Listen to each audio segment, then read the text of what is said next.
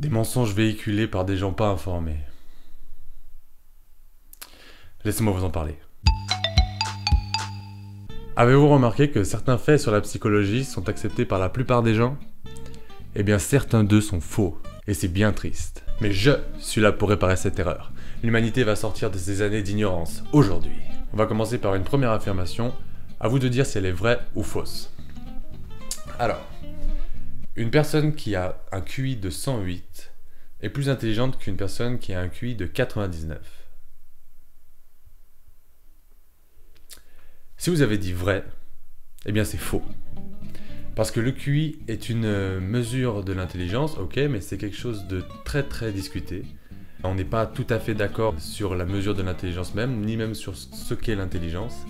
Et le QI aujourd'hui sert surtout à comparer une personne par rapport à un groupe de référence. C'est-à-dire qu'on prend une personne, on mesure son QI, et on la compare à la moyenne de la population. En général, c'est toujours 100. C'est même pas en général, c'est toujours 100. Le QI ne sert aucunement à comparer deux personnes en leur faisant passer le test. Donc une personne qui a 108 n'est pas plus intelligente qu'une personne qui a 99. Et de toute manière, pour qu'une différence de QI veuille dire quelque chose, il faut en fait qu'il y ait 15 points de différence. Donc entre 100 et 115, 115 et 130. Mais 108 et 99, ça marche pas. Je ferai une vidéo plus complète sur le QI, mais pour faire simple, on ne peut pas comparer deux personnes sur la base de leur QI, et surtout quand leurs scores sont aussi proches. Ok, deuxième question. Une personne qui va voir un psy plusieurs fois a forcément un problème psychologique.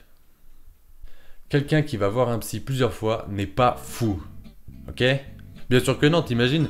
On s'amuserait beaucoup trop nous les psys si on voyait que des fous. Donc non, une personne qui va voir un psy n'est pas folle. Elle peut juste avoir besoin d'un suivi, elle doit traverser une période difficile qui fait qu'elle ait besoin d'un soutien psychologique à ce moment-là. Elle n'est pas forcément dépressive, schizophrène, ce que tu veux. Et j'ajouterais qu'une personne peut avoir des problèmes légers qui l'amènent à consulter ou à faire une thérapie, comme pour soigner une dépression par exemple.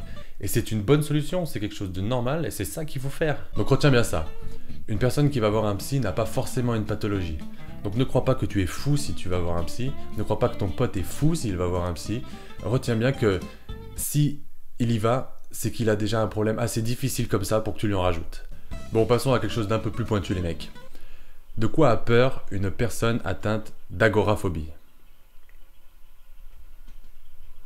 Si vous avez répondu de la foule, vous faites partie des teubés qui croient étaler leur science en disant « Oui, mais agora en grec ça veut dire foule là » ou je sais pas quoi. Non, l'agoraphobie c'est quelqu'un qui a peur de situations dont il peut pas se sortir, donc il n'y a pas d'échappatoire. En gros, un mec qui est dans le bus et qui peut pas s'arrêter avant le prochain arrêt, il est agoraphobe. Genre si t'es dans l'avion et que tu peux pas t'arrêter avant l'atterrissage, bah tu te fais caca dessus. Alors oui, un agoraphobe aura sûrement peur de la foule, mais c'est parce qu'il n'aura pas de solution pour sortir de l'endroit où il est. Il sera obligé de passer par un amas de personnes, de se faufiler. Mais la foule, c'est pas le problème, tu vois. C'est pas le fond du problème. Le fond du problème, c'est qu'il peut pas s'échapper de l'endroit où il est sans passer par une étape assez conséquente. Alors je vous vois venir. Je vous vois venir, bande de niqués. Vous allez me dire « Oui, mais moi, je suis pas bien dans la foule, je suis petit, ça m'oppresse, patati, patata... » Bah je veux bien, ouais. Mais ça, c'est de la claustrophobie, mon poulet. C'est-à-dire que tu serais autant mal à l'aise au milieu de cette foule que si je te mettais dans une petite boîte avec des petits trous pour respirer. Tu vois? J'exagère à peine. Quatrième fait, les psychologues analysent tout et tout le monde. Non, mon pote. Désolé. Il y a des gens, je m'en bats les couilles de leur vie. Qu'est-ce que tu veux analyser quand tu me dis que t'es allé faire tes courses à Carrefour City avec ton chien qui te rejette, que tu t'entends pas avec ta collègue vendeuse en boulangerie? Je m'en fous. Mais vas-y, va là-bas, barre-toi, j'ai du travail, va te réconcilier avec ton chien. Plus sérieusement, je pense que la psychologie te donne une capacité d'écoute des gens et d'aisance envers les gens, ce qui peut donner l'impression que tu t'intéresses à plus de choses que les autres. Après, moi, ceux qui me demandent si j'analyse ce qu'ils disent, je leur dis oui, tu sais, hein, on peut bien rigoler, hein. Si tu mets les autres dans la confidence, il y a moyen de rigoler. Hein. J'ai pas de pitié, moi. Hein. Donc voilà, retiens que en dehors de notre pratique, on n'analyse pas tout le monde, on prend des pauses, tu vois. Les psychologues n'analysent pas tout et tout le monde. Donc voilà, on a répertorié 4 préjugés sur la psychologie.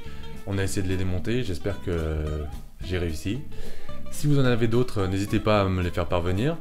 Si vous avez aimé cette vidéo sur les préjugés, dites-le moi, j'en referai peut-être. Et puis n'hésitez pas à mettre un pouce à la vidéo, à vous abonner, hein, toujours pour me faire plaisir. Et je vous dis à bientôt pour de nouvelles folies. Ciao!